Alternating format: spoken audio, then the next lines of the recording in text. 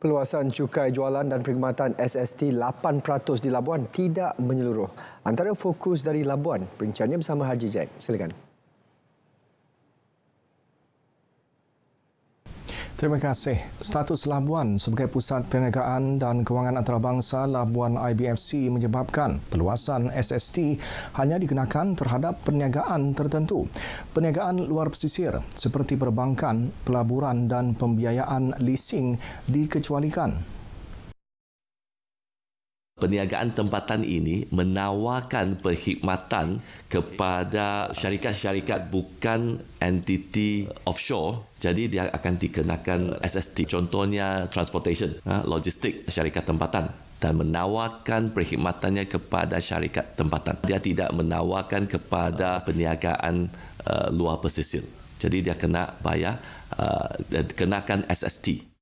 Sehubungan itu, peniaga perlu memahami status entiti perniagaan masing-masing selain perlu telus dalam menetapkan harga dan kos serta mengelakkan kenaikan harga yang melampau atas alasan SST. Apa yang kita bimbangkan itu adalah kos sara hidup semakin meningkat. Tetapi kita perlu memahami dulu apakah produk-produk sebenarnya yang dikenakan SST. Kita dapatkan maklumannya daripada sumber rasmi kerajaan. Persoalannya, adakah semua barang-barangan ini dikenakan SST? Jawapannya tidak. Makanan keperluan, barangan keperluan, semua ini tidak dikenakan SST. Kita sepatutnya boleh merancang perbelanjaan kita dengan lebih bijak dan berhemat. Lebih 100 perwakilan institusi kewangan, badan pengawal selia, agensi penguatkuasa dan firma guaman mengambil bahagian dalam penganjuran sulung persidangan jenayah kewangan Borneo BFCC bertemakan The Rise of Financial Crime Evolution, Challenges and Readiness. Persidangan 2 hari itu memberi penekanan terhadap kerjasama antara sektor, accountability dan kesiapsiagaan industri dalam menangani jenayah kewangan yang kian kompleks. Ahli Parlimen Labuan, Datuk Dr. Suhaili Abdul Rahman ketika merasmikan program berkenaan menyifatkan ia langkah bermakna dalam mengangkat Labuan sebagai pusat tadbir urus kewangan. Borneo Financial Crime Conference ini memberi kelebihan kerana kita dikenali sebagai financial center.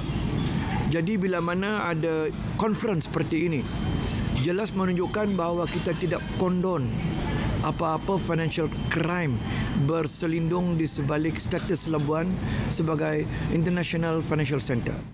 Sejumlah 6 sesi perkongsian pakar dan 4 kelas master khas dianjurkan membincangkan isu anti penggubahan wang haram, tadbir urus korporat, pengurusan risiko penipuan dan kepimpinan beretika.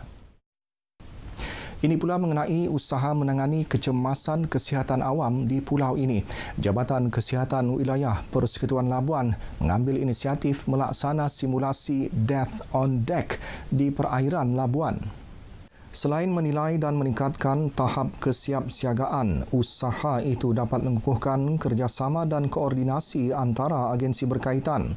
Pakar Perubatan Kesihatan Awam Jabatan Kesihatan Labuan, Dr. Muhammad Hafizuddin Ahmad berkata, inisiatif itu merupakan satu pelan tindakan strategik untuk melatih petugas kesihatan menghadapi sebarang bencana atau situasi kecemasan melibatkan perkapalan dan pelabuhan, selain melatih ejen dan kapten kapal untuk mengesan penyakit yang dihadapi kru. Bagaimana kita nak mengenal pasti bahawa kapten kapal itu dapat ada pengalaman dan juga ada pengetahuan untuk mengenal pasti penyakit, dan juga bagaimana mereka berkomunikasi dengan ejen dan seterusnya kepada Jabat Kesihatan Pelabuhan, di mana kemudiannya pihak kami melalui staf kesihatan akan memaklumkan kepada pejabat kesihatan, dan akhirnya kita akan menilai risiko itu dan kita akan bertindak di atas SOP-SOP yang kita ada.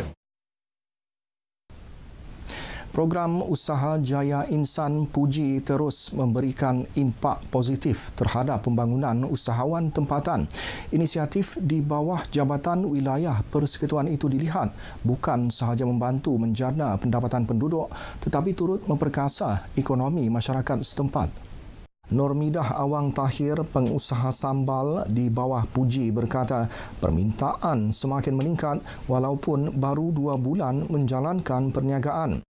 Saya memang ingin memulakan perniagaan sebelum umur saya mencapai 50. Saya mau fokus untuk satu benda bermula daripada bawah. Jadi Puji sangat-sangat membantu orang-orang yang termasuk saya yang daripada keluarga yang susah macam tu.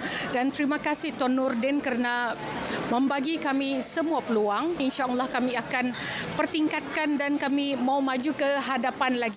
Sementara rakan niaganya Ajilisa Singgom menyifatkan bantuan pelbagai pihak termasuk pengiktirafan Kementerian Kesihatan memberi keyakinan kepada pelanggan produk yang dihasilkan selamat dan terjamin.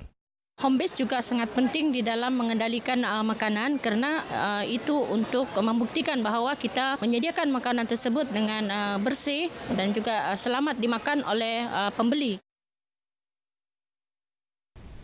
Paparan itu mengakhiri berita dari Labuan. Malaysia Madani, rakyat disantuni. Kembali ke Angkasa Puri, Kota Media. Terima kasih Harji Jack.